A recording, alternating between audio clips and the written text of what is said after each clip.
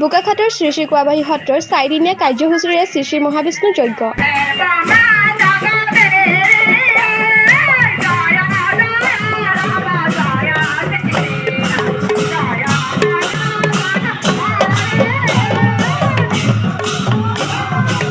প্ৰতি বছৰে অনুষ্ঠিত হোৱাৰ দৰে এই বছৰো শ্ৰী শ্ৰী কোৱাবাহী সত্ৰৰ প্ৰাংগণত শ্ৰী শ্ৰী মহাবিষ্ণু যজ্ঞৰ আয়োজন।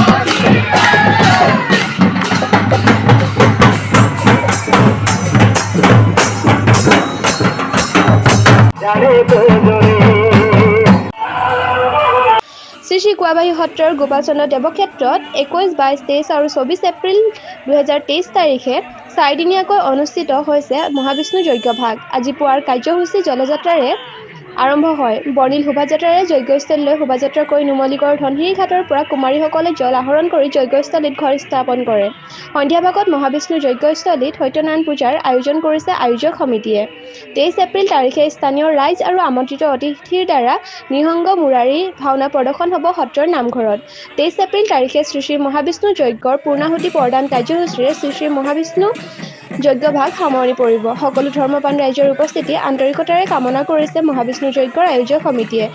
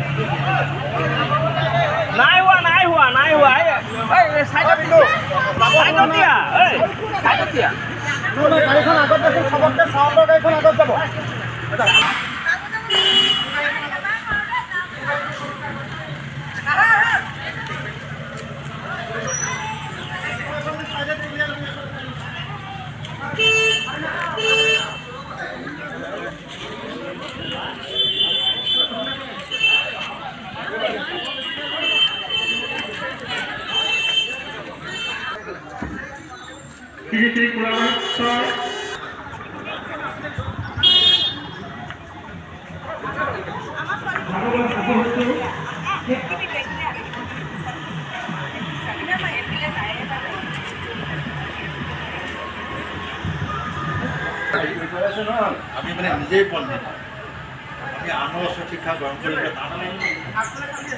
নিজে এজন মই তাকে কিছুমানৰ মনত কওঁ মোৰ কাম ৰক্ষা কৰা। এই সত্ৰৰ ফালৰ পৰা সমূহ অসমবাসী ৰাইজলৈ আমাৰ শ্ৰী শ্ৰী মহাবিষ্ণু যজ্ঞৰ তৰফৰ পৰা আমি সকলোলৈকে শুভেচ্ছা অভিনন্দন জনালোঁ। শ্ৰী শ্ৰী কোৱাবাহী সত্ৰত গত বছৰৰ দৰে এই বছৰো 4 দিনীয়া কাৰ্যসূচীৰে আমি মহাবিষ্ণু যজ্ঞ ভাগি অনুষ্ঠিত কৰিছোঁ। আমাৰ 7 বহাগৰ পৰা আৰম্ভ হৈছে, 10 বহাগত শেষ হ'ব। আজি আমাৰ 8 বহাগৰ দিনাখন আমি পুৱা জল আহৰণ ইতিমধ্যে আমাৰ কাৰ্যসূচী শেষ হৈছে। তাৰ পাছতে আমাৰ যজ্ঞত সূৰ্যাগ্নি আমাৰ নিক্ষেপ কৰা হৈছে। তাৰ পাছতে আমাৰ আহুতি প্ৰদান চলি আছে। ইয়াৰ পাছত গধূলিলৈ আমাৰ শ্ৰী শ্ৰী সত্যনাৰায়ণ পূজা আজি কাৰ্যসূচী। তাৰ পাছদিনা কালিলৈ দিনটো আমাৰ আহুতি প্ৰদান, গধূলিলৈ নিসিংহ মুৰাৰী মহান ভাওনা ভাগি। তাৰ পাছদিনাখন সোমবাৰলৈ আমাৰ ৰাতিপুৱা ক্ষেত্ৰপালৰ পূজা আৰু দুপৰীয়া শ্ৰী শ্ৰী মহাবিষ্ণু যজ্ঞৰ পূৰ্ণাহুতি। সেয়ে আমি সমূহ অসমবাসী ৰাইজলৈ আমাৰ এই ভাগী মহান যজ্ঞভাগীলৈ সাদৰেৰে আমন্ত্ৰণ জনাইছোঁ। বোকাখাতৰ পৰা জিন্তু কুৰ্মীৰ প্ৰতিবেদন।